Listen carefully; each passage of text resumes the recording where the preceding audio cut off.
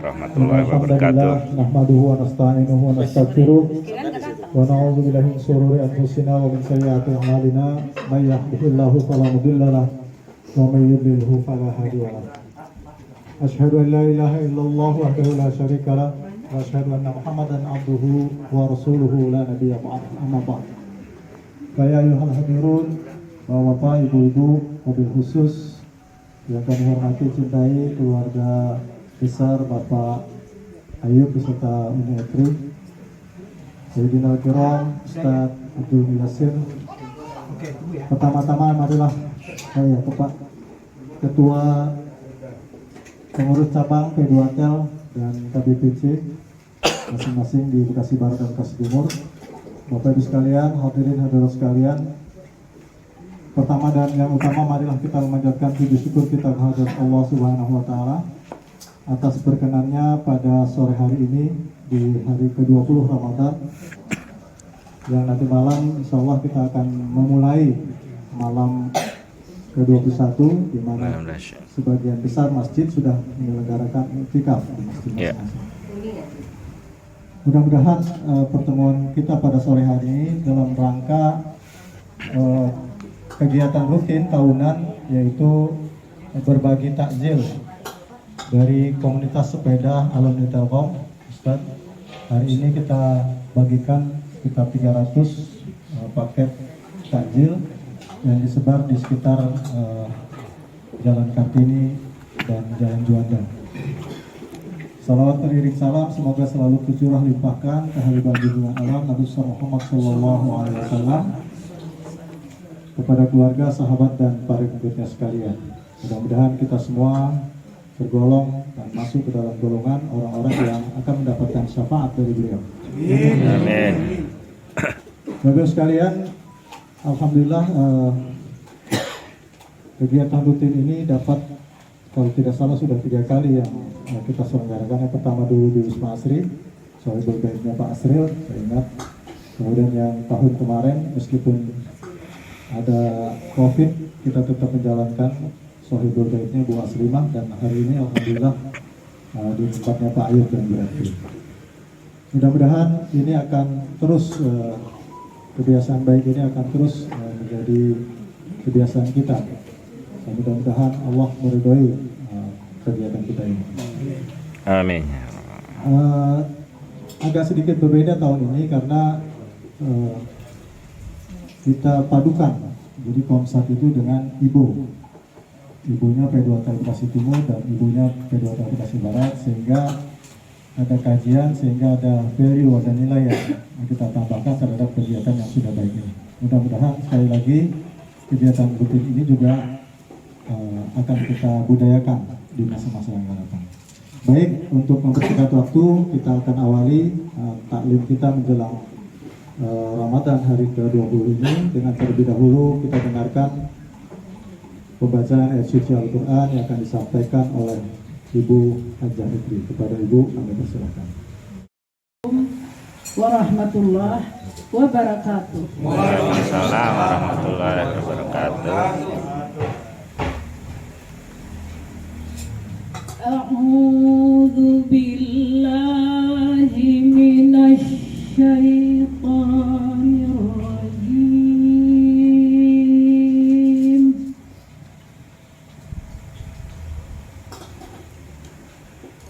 Bismillahirrahmanirrahim.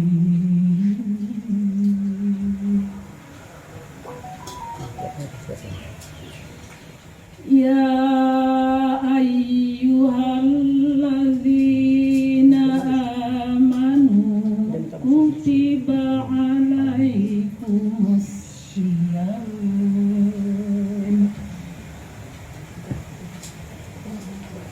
kama kutiba alal ladzina min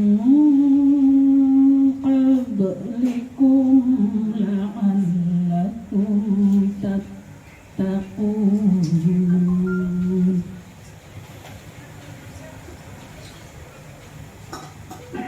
Ayyaman ma'dudat فمن كان منكم مريضا أو على سفر فعدة من أيام أخرى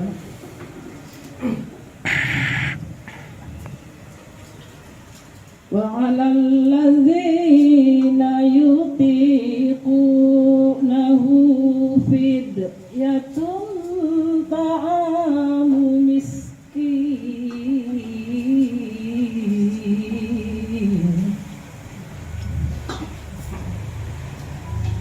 فمن تطوع خيرا فهو خير له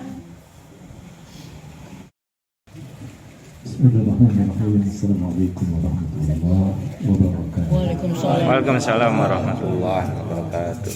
Alhamdulillahi rabbil alamin. Alhamdulillahilladzi bi ni'matihi tatimmu shalihat wa bi 'afihi tughfaru dhunub was sayyi'at wa bi karamihi tuqbalu al-'ataya wal hasanat. Asyhadu an la ilaha illallah wahdahu la syarika lahu wa asyhadu anna Muhammadan abduhu ورسوله لا نبي بعده الذي أدى الأمانة وبلغ الرسالة ونصح الأمة وجاهد في سبيل الله حق جهاده اللهم صل وسلم وبارك على هذا النبي الكريم نبينا محمد المصطفى صلى الله عليه وسلم وعلى آله وأصحابه أجمعين أما بعد سبحانك لا علم لنا إلا ما علمتنا إنك أنت العليم الحكيم رب اشرح لي صدري ويسر لي أمري واحلل عقدة من لساني يفقهوا قولي اللهم علمنا ما ينفعنا وانفعنا ما علمتنا يا رب العالمين. Bapak Ibu sekalian yang saya hormati dan Allah Ta'ala muliakan, lebih khusus tentunya tuan rumah Pak Haji Ayub dan Ibu dan Ketua Komunitas Sepeda Telkom Bekasi yang saya hormati. Ada ayat yang menarik yang tadi dibaca oleh Ibu. Jadi setelah Allah mengatakan di 183 dari surah Al-Baqarah, A'udzu billahi minasyaitonir rajim, ya ayyuhalladzina amanu kutiba alaikumusiyam kama kutiba 'alal ladzina min qablikum la'allakum tattaqun. Ini enggak usah dijelaskan, sudah paham. Yang jelas enggak usah dijelaskan. Tapi ada yang menarik, setelah itu Allah katakan ayyaman ma'dudah, hari-hari yang berbilang. Artinya Ramadan itu harinya terbatas, sehingga syariat puasa Ramadan itu bisa dilakukan oleh umat Rasul Sallallahu Alaihi Wasallam. Ayyaman ma'dudah itu memberikan isyarat bahwa syariat puasa Ramadan itu mudah. Karena Pak, durasi waktunya tidak 1 tahun, tapi hanya 1 bulan. Yang kedua, ada satu isyarat betapa karena waktunya terbatas. Dan Ramadan itu adalah khairus syuhur, bulan yang terbaik, maka gunakan baik-baik bulan Ramadan itu untuk beribadah kepada Allah Subhanahu wa ta'ala. Tapi ibadah itu kan ada 2 kan. Ada ibadah mahdhah dan ada ibadah ghairu mahdhah. Mahdhah itu yang ritual. Tapi ada satu lagi yaitu ibadah ghairu mahdhah, yaitu ibadah sosial. Kita membangun harmoni sosial. Satu di antaranya adalah dengan kita berbagi. The power of giving, kekuatan memberi itu dahsyat. Saya ingin cerita, ada seorang ustaz yang kalau saya sebutkan namanya tahu, seorang guru besar di UIN. Itu dia punya seorang jamaah. Yang jamaah ini Allah takdirkan itu ketika meninggal usianya 128 tahun. Istrinya ketika meninggal 117 tahun. Panjang atau panjang banget? Banyak banget. Bapak itu pengen seperti itu atau nggak mau? Halo? Ini kalau nggak mau ya nggak usah disampaikan. Kenapa perlu saya sampaikan? Karena ada hadis Rasul terkait dengan orang yang terbaik. Kata Rasul, khairun nasi man tala umruhu wa hasuna amal. Tapi wa syarrun nas man tala umruhu wa sa'a amal. Sebaik-baik manusia itu orang yang umurnya panjang dan baik amal. Kan Bapak Ibu insya Allah masuk dalam kelompok ini kan? Cuma memang kemudian pertanyaannya, pengen panjangnya itu berapa tahun? Bapak-bapak pengen berapa tahun Pak? Nanti kalau meninggal Pak. Halo? Oh kayaknya nggak ada yang berani berdefinitif kan? Iya kan? Kalau di kalangan sahabat itu ada sahabat Anas bin Malik, itu 91 tahun.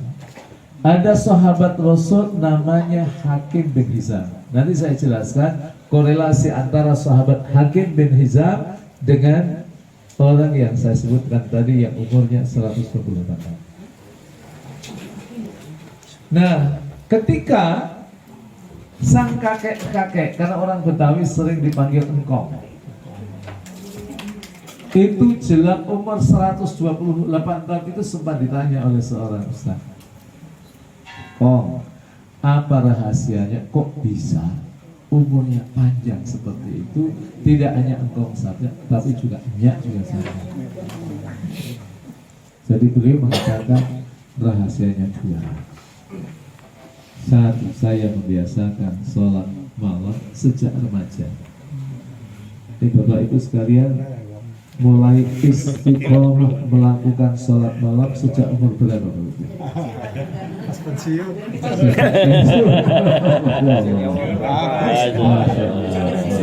Diajarinnya pas pensiun. Iya. Itu kalau anak-anak kita bisa kondisikan mulai hari ini Pak. Karena apa? Sholat malam itu kan kalau kita melakukan sholat kan cenderung biasa saja atau lebih khusyuk.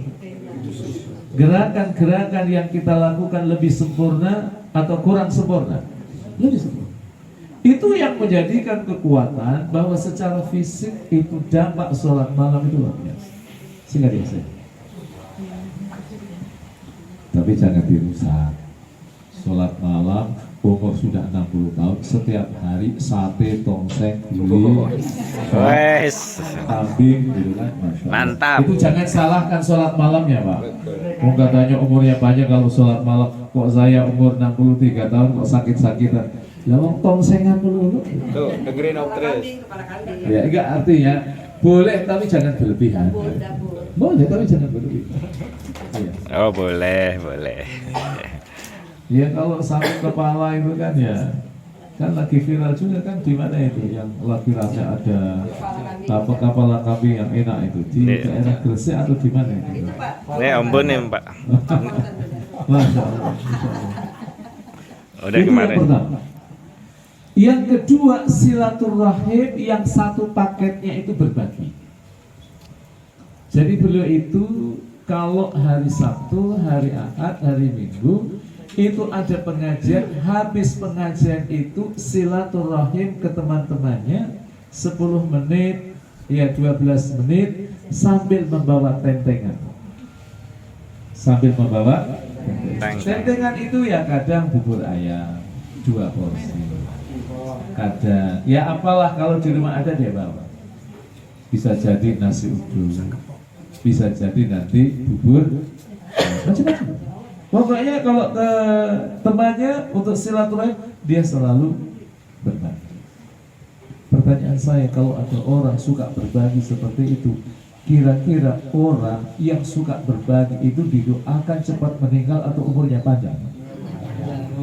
Panjang umur. Yang ada hadis Rasulullah SAW mengatakan, la yaruddu al-qadar illa doa. Tidak ada yang bisa mengubah takdir Allah kecuali doa. Dan selalu kalau ada orang yang kita beri sesuatu kan selalu mereka mendoakan banyak kebaikan-kebaikan. Satu di antara saya doakan ya mudah-mudahan Bapak umurnya panjang. Itu kalau malaikat mengaminkan itu doanya mustajab. Apalagi kalau kita memberinya itu di bulan Ramadan dan jelang-jelang berbuka puasa. Oh, itu dahsyat. Itu doa-doa mereka, orang-orang yang kita kasih dan mereka itu puasa, doanya itu mustajab.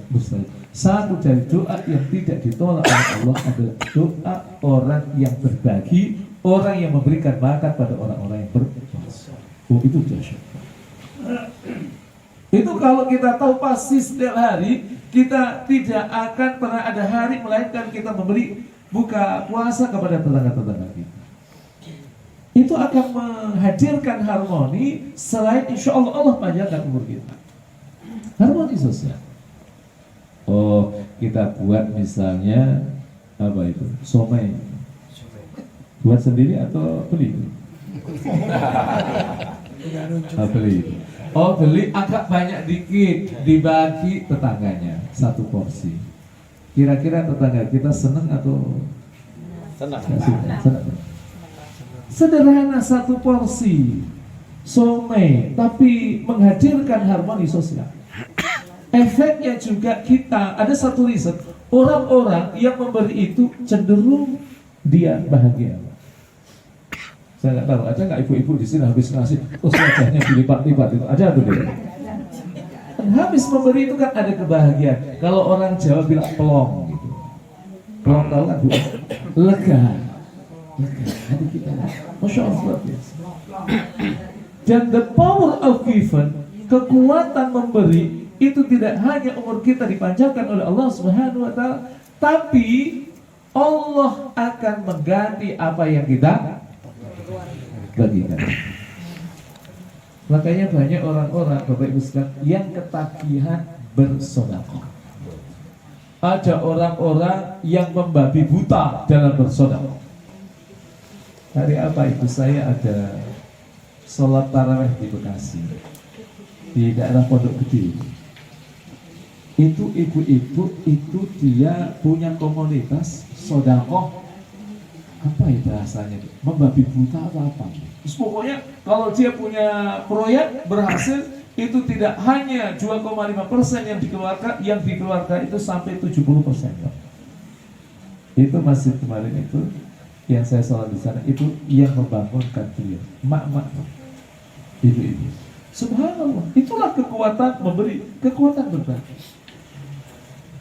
Karena kata Rasulullah SAW, ma min sabahin illa wa nazal malakat, tidaklah ada waktu pagi melainkan ada dua malaikat Allah yang turun di muka bumi ini. Cuma masalahnya malaikat ini dia kasat mata atau tidak bisa kita lihat?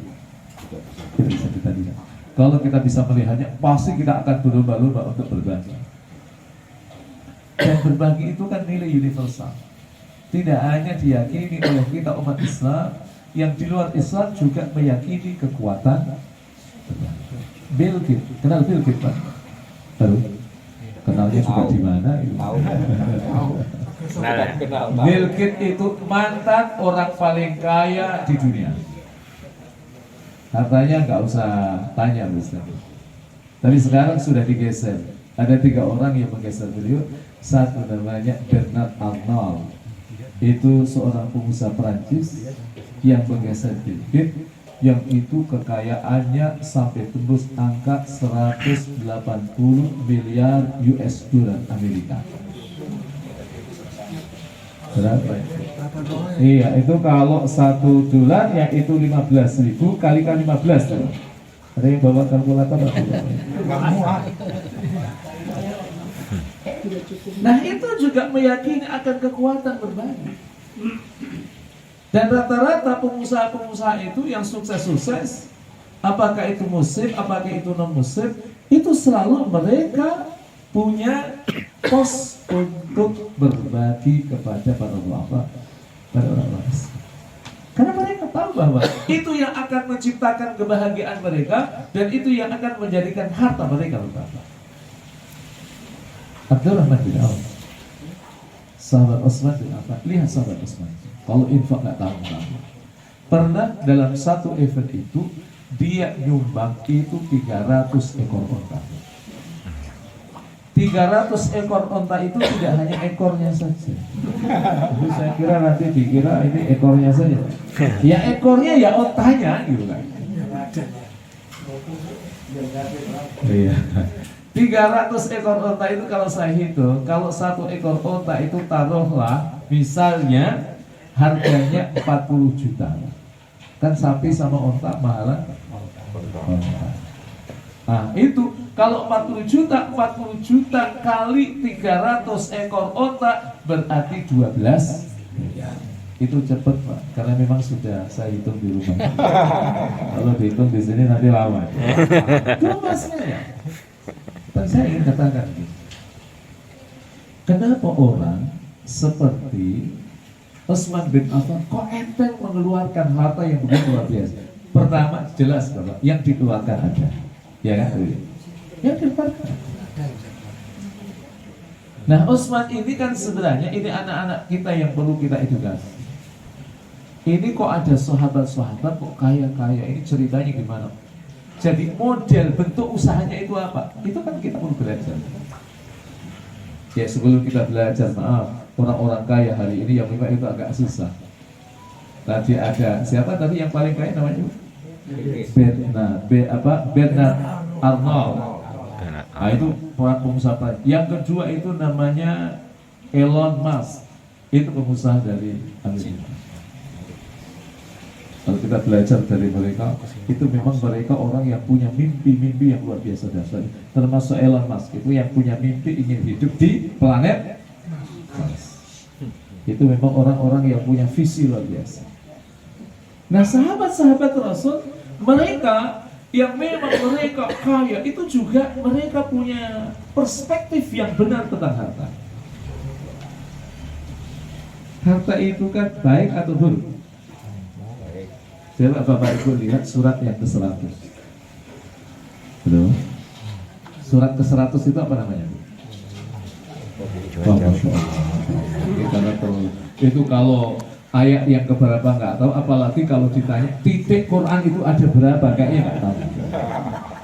Bapak-bapak sudah tahu titiknya Quran ada berapa? Betul? Belum tahu ya?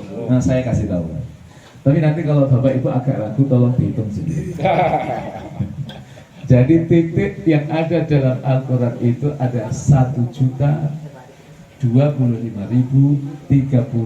titik. Berapa? 1.025.030. Nah tolong itu kalau Bapak masih ragu, tolong dihitung sendiri. Itu diawali dengan huruf ba. Bismillahirrahmanirrahim dan Al-Fatihah. Diakhiri pada huruf nun. Minal jinnati. Ada dalam surah An-Nas 114 itu kan? Nah itu nanti ada. Nanti ya, kalau pas kita ngaji di sana kita jelaskan. Tapi jangan sekarang Pak. Kalau sekarang nanti nggak ngaji. Iya. Jadi Bapak Ibu sekalian, apa yang terjadi terkait dengan sahabat-sahabat itu? Karena memang luar biasa mereka. Jadi tahu betul tentang kedudukan harta. Surat 100 itu namanya surat Al-Adiyah. Karena saya tahu kenapa sekarang bisa yuk, karena lihat. Ayatnya iya baru buka. Ayatnya ayat yang ke-8 lihat. Allah katakan wa innahu lihubbil khairi, sesungguhnya ia manusia cintanya terhadap harta itu sangat kuat. Padahal di situ tidak ada kata almal. Almal yang secara etimologi artinya adalah harta. Tapi Allah katakan wa innahu lihubbil khairi. Itu semua ulama mengatakan yang dimaksud dengan khair itu adalah harta. Tapi apa rahasia ketika Allah menggunakan kata khair untuk mengungkapkan kata harta? Itu memberikan satu isyarat bahwa hukum asal kedudukan harta itu asalnya adalah positif. Cuma kapan harta itu baik, kata Rasul, nikmal malu indar rajuli salih. Sebaik-baik harta itu ketika ia berada dalam genggaman orang-orang yang saleh. Karena apa? Orang-orang yang saleh dia tidak mungkin menikmati hartanya sendiri, akan tetapi ia diskusikan hartanya itu, ia tahu mana yang wajib, mana yang sunnah, sehingga ia selalu menjaga yang wajib terlebih dahulu sebelum yang sunnah. Ini saya juga ingatkan juga, Bu. Karena ada sebagian saudara-saudara kita sodakohnya rajin tapi zakatnya enggak. Halo? Ada tuh kayak begitu? Kalau ditanya kenapa Bapak nggak keluar, kan saya sudah sodakoh, kan saya sudah banyak infak. Dua hal yang berbeda. Maka Dr. Yusuf Al-Qaradawi itu punya kitab namanya Fiqhul Awlawiyat, fikih prioritas. Kita itu harus tahu mana yang wajib dan mana yang sunnah. Jadi yang wajib itu muqaddamun ala sunnah, dia harus didahulukan daripada yang sunnah. Ada saudara-saudara kita yang sholat malamnya rajin, tahajudnya rajin, tapi subuhnya jam 6 kurang seperempat. Ada enggak? Ya, kalau di sini sih nggak ada. Di sini nggak ada. Kalau sudah pensiun kata Pak Ayu. Iya kan? Tapi seperti itulah sebagian masyarakat kita. Ia mendahulukan yang sunnah daripada yang wajib. Maka nasihat saya terkait dengan hal itu, fokuskan yang wajib baru yang sunnah. Zakat itu kan banyak jenisnya. Ada zakat fitrah, ada zakat mal. Itu klasifikasi besar zakat itu. Kalau fitrah sudahlah kita selesai. Jadi zakatnya berapa, Bu? 2,5 kilogram beras atau 3,5 liter beras. Itu kegedean atau terlalu sedikit? Halo. Tapi kalau kita misalnya mengeluarkan zakat fitrah itu 1 kintal, boleh atau tidak? Boleh. Yang 2,5 gram itu adalah zakat, sisanya sedekah. Tapi yang begitu, saya ngeluarin zakat 1 kintal deh itu yang banyak atau yang sedikit? Halo? Yang sedikit. Tapi kita sering fokus di zakat fitrah. Nah, yang kedua ada zakat mal. Zakat mal ini juga punya kaitan the power of giving, kekuatan memberi. Mungkin sebagian saya telah ceritakan di pengajian itu, tapi khawatir ada yang nggak hadir waktu itu pas pengajian, mungkin lagi safar atau lagi sakit. Saya dulu sebelum pandemi itu sempat mengajar di salah satu perusahaan milik pribumi Muslim, orang Padang. Dia punya perusahaan namanya Intikar Nafas. Itu sebelum pandemi, perusahaan itu dia zakati dan zakatnya sekitar 7 sampai 9 miliar. Zakatnya. Nah, ketika pandemi itu perusahaan garment, Pak. 2 tahun perusahaan garment itu kebayang, Pak. Eksisnya itu kayak apa? Buru-buru pandemi itu orang mikir baju. Kita bisa bayangkan. Yang banyak itu perusahaan-perusahaan garment kan gulung tikar kan? Gulung tikar atau gulung karpet, Pak? Iya. Tapi beliau setelah pandemi itu mulai melani, saya sempat tanya, gimana perusahaan? Alhamdulillah. Subhanallah, luar biasa. Itu kekuatan zakat. Dan kemudian diikuti lagi, kalau memang itu masih melimpah, itu tidak hanya zakat tapi ada sedekah. Itu yang Allah tetapkan. Kenapa perusahaan itu bisa eksis? Satu saat saya diminta pengajian di rumah seseorang, dia orang Padang. Pengajian itu pas waktu itu momentumnya adalah pembekalan karyawan dan keluarganya yang melakukan umroh. Dan ternyata yang mengumrohkan itu adalah bapak-bapak tadi orang Padang. Karena saya sebelumnya sudah berinteraksi dengan beliau, juga sudah diminta untuk mengisi ceramah di rumah beliau beberapa kali. Akhirnya saya memberanikan untuk bertanya. Jadi bertanya tentang core bisnis itu kan agak sedikit tabu kan, tapi kalau memang sudah Sudah lama kita berinteraksi. Akhirnya saya berani bertanya, ini Pak Haji ini usahanya apa? Kok bisa setiap tahun memberangkatkan umroh itu 20 orang setahun? Jadi 20 itu dibagi jadi 2, 10 dari keluarga beliau, ya mungkin keponakannya, mungkin bibinya, mungkin mamanya, yang 10 karyawannya. Dan bagaimana cara Allah menjaga usahanya? Beliau katakan, usaha saya dagang. Saya tanya, dagang apa? Dagang baju muslim. Baju muslim, busana muslim bisa mengumrohkan setiap tahun berapa tadi? Ini kan bebas. Lalu saya tanya lagi loh, gimana ceritanya punya usaha baju muslim kok bisa mengumrohkan 20 orang per tahun? Iya, jadi alhamdulillah saya punya karyawan yang mereka menjaga dan sekaligus pelayan di stand-stand outlet yang saya miliki itu ada 3.000 orang. Itu karyawannya itu 3.000. Jadi kata beliau hampir semua outlet di mall-mall di Jawa itu dia punya. Saya kata pantas gitu. Tapi yang menarik bukan itu, tapi yang menarik adalah betapa ia mengkonekkan hartanya kepada publik, kepada keluarganya, kepada karyawannya. Itu yang menarik. Dan dibagi 10 untuk keluarganya, 10 untuk karyawannya. Ini kan yang menarik juga kan? Kenapa? Saya ingin berkata begini Pak. Banyak orang-orang yang kaya raya itu kita temukan ia loyal sama orang lain, tapi sama keluarganya pelit. Ada tuh tidak? Banyak, kok banyak di mana itu? Curhat nih ya. Tapi jangan dibuka di sini kayaknya, jangan dibuka, nggak boleh. Iya. Dan itulah kenapa ketika turun surat 3 ayat 92 Allah katakan, a'udzubillahi minasyaitonir rajim, lan tanalul birra hatta tunfiqu mimma tuhibbun.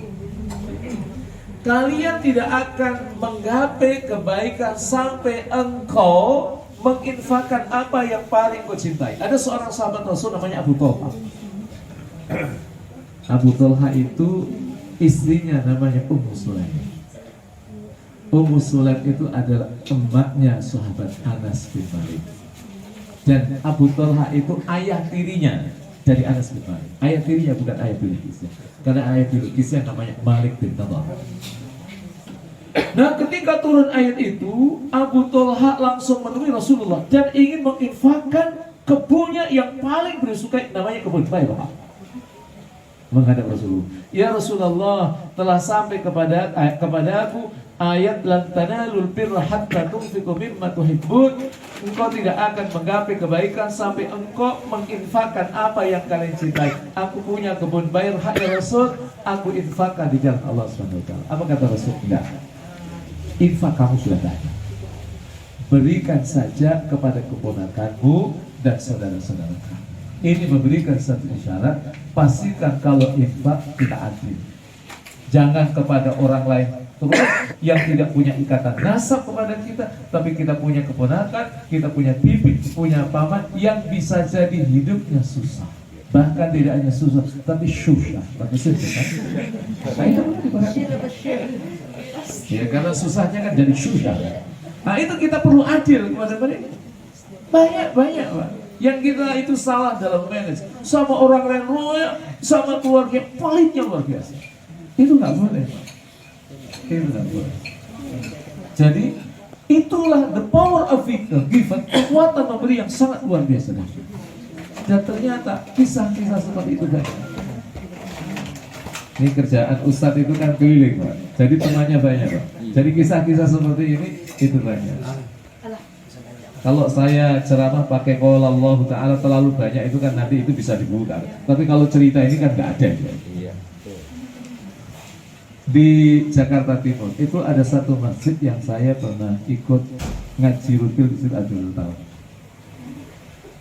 Jadi masjid itu dibangun 95% itu donasinya 1 orang. Jadi masyarakat hanya 5%. Habis 5M. Dan sampai hari ini, kira-kira 2 bulan yang lalu, saya khutbah Jumat di sana, itu nggak ada, maaf, kotak jalan tuh. Ya, nggak ada. Jadi ternyata orang ini, karena keikhlasannya, ketika memberikan sumbangan pembangunan masjid itu, dia berkata, udah ini saya serahkan untuk Pak, silakan dikelola, dan nanti kalau sudah jadi, tolong saya jangan dimasukkan di struktur pengurus masjid. Biasanya kalau orang nyumbangnya paling gede, Pak, kontribusinya paling gede, itu kan minta diletakkan dia, Pak? Ketua. Di pengurus atau di pembina itu? Ketua. Pembina itu ketua atau anggota itu? Ketua. Masya Allah. Tapi ini enggak, udah saya jadi Netral, bagus gitu ya. jadi jamaah biasa. Itulah yang menjadikan perusahaannya. Beliau punya perusahaan jualan alat-alat kedokteran. Alhamdulillah. Karena apa? Ia konekkan hartanya dengan orang-orang yang Ustadz Afif, orang-orang yang lemah. Jadi apa yang ingin saya sampaikan? Bahwa jangan kita pernah gamang, jangan pernah kita ragu kalau kita mau berinfak. Jangan pernah ragu kalau kita mau bersedekah. Tapi memang kata sedekah itu menurut versi Profesor Dr. Wahbah Az-Zuhaili, kata sedekah itu kenapa digunakan untuk mengungkap pemberian secara sukarela, dan itu orang bisa bersedekah kalau sedekah iman, kalau imannya benar. Jadi sedekah itu berasal dari kata sedekah. Sedekah itu artinya benar. Benar yang dimaksud hanya orang-orang yang imannya benar, yang ia akan enteng dalam bersedekah. Jadi maknanya apa? Kok kalau satu saat kita diberi rezeki oleh Allah, kita memberi kok berat, itu berarti ada yang error dalam iman. Jangan-jangan kita nggak percaya tadi apa yang dikatakan Rasul, bahwa ada 2 malaikat yang turun di muka bumi ini. Satu berkata, Allahumma a'ti munfiqan khalafa, ya Allah berikan orang yang berinfak itu ganti. Satu lagi mengatakan, Allahumma a'ti mumsikan khalafa, ya Allah berikan orang yang menahan hartanya itu binasa. Jangan-jangan kita nggak percaya. Makanya tadi saya sampaikan, kenapa ada sahabat yang tadi nyumbang sampai berapa miliar itu? 12. Ada yang memberikan donasi setiap hari, ngasih makan 80 orang itu minimal. Namanya sahabat Sa'ad bin Ubadah. Itu setiap hari itu ngasih 80 orang. Karena apa? Sedekah iman. Infak itu juga diambil dari akar kata yang punya korelasi dengan kata nifak.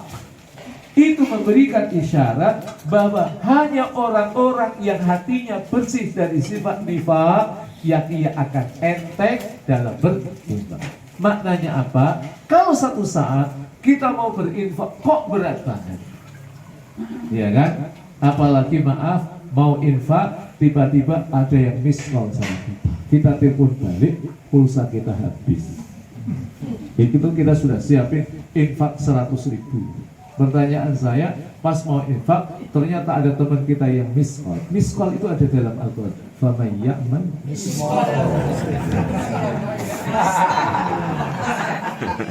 oh iya, ada dalam Al-Quran itu. Faman ya'mal misqala dzarratin khairan yarah, wa man ya'mal misqala dzarratin syarran yarah. Itu ada miss call. Selamat menikmati berbuka puasa. Tangannya Pak Iman. Pak Imam. Foto. Jarang ketemu kita ya Pak. Jarang ketemu ya. Saya kalau hari Sabtu maaf nggak bisa datang. Rutin ya Sabtu siang. Sudah ada? Sudah. Sudah sana? Kue sudah? Kue? Oh lumayan.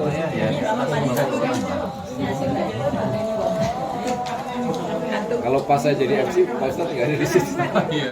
Assalamualaikum warahmatullahi wabarakatuh.